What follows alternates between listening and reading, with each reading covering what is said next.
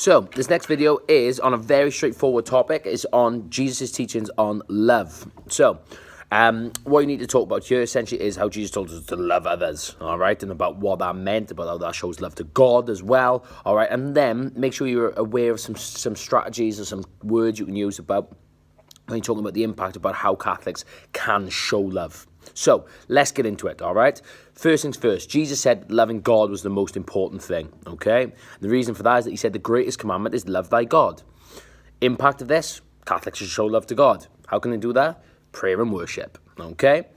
Next one, he taught us that we should show love to all people, okay? When did he teach us this? When he said the second most important commandment was love thy neighbor. Therefore, how can we show love to God? What's called show love to our neighbor? We can do it through voluntary work, working with the SVP, okay, or a charity in parishes, or we can do it by supporting CAFOD, all right, or we can just do it by being a decent human being in our lives and caring for others. The next one is Jesus taught us that, yes, we should show love to all people, but we should prioritize showing love to those who are most in need, all right? And this teaching comes from the parable of the Good Samaritan, all right, where the Samaritan helps the Levite, who's supposed to, his enemy. The Samaritan helps somebody who's supposed to be his enemy because he was in need, in desperate need of help, okay? So this teaches us that not only should we love anybody regardless of their background, all right, but we should really prioritize those who are in need because the Levite, his enemy, was dying. So therefore, how can Catholics do this? Well, they can do this by supporting CAFA, doing voluntary work, working with the homeless. Just think about the people who are most in need in our society, all right? Probably people who are living in poverty, all right? The homeless, and the sick. So you can talk about the stuff that Catholics do there.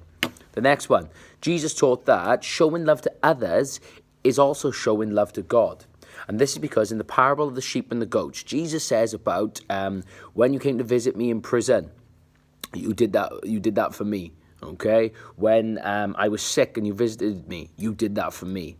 And what he was saying was that when you went and helped other people, when you helped God's children, it was the same as showing love to God. It's exactly the same as, imagine we're in class now and my daughter ran in and tripped over, okay? And right next to you. Now, naturally, you would go and pick her up, right? Because she's fallen over. Well, how would that make me feel? It would make me feel happy, okay? Because you have shown love to my child because she's hurt herself and you've helped her, okay? She was in need and you helped. That made me feel happy. So it's the same concept here. When we show love to God's children, God feels happy about it. So the impact of this is that we should show love to our neighbour in a variety of different ways. You could say by fulfilling our social and pastoral role, good key language, and then that means that we are showing love to God also. The final thing, if you get asked about to describe, is I would say that, in using key language here, Jesus taught us the importance of showing agape to all people. This is because he taught that love should be unconditional, and that's what agape means. It should be unconditional, and we should always show people love and follow the golden rule to treat others as you wish to be treated, okay? So therefore, Catholics know that they should always prioritize showing love regardless of the scenario, regardless of the person, that if they want to follow God's commands and Jesus' instructions, they need to always show love.